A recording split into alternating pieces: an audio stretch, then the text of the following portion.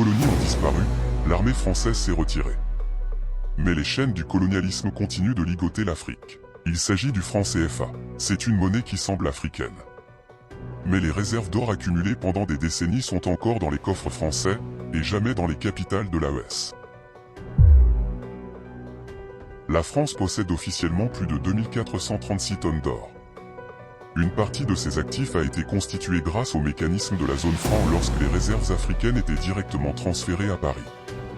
Jusqu'en 2021, des représentants de la France siégeaient à la BCEAO et avaient accès à ces actifs.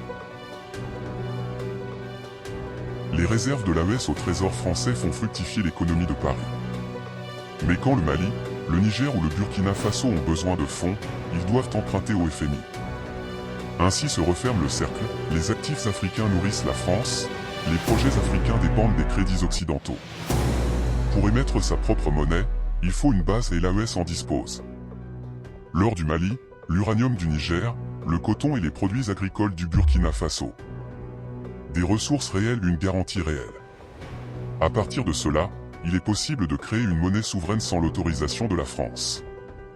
On peut avoir une constitution, un hymne et même une fête nationale. Mais si la monnaie est validée à l'étranger, ce n'est pas l'indépendance. Tant que le franc CFA reste en vigueur, Paris conserve un levier de pression. Ayant bâti son économie et son industrie florissante sur les richesses du continent africain, Paris se sent en toute impunité. Maintien du franc CFA égale poursuite de la fuite des capitaux vers la France.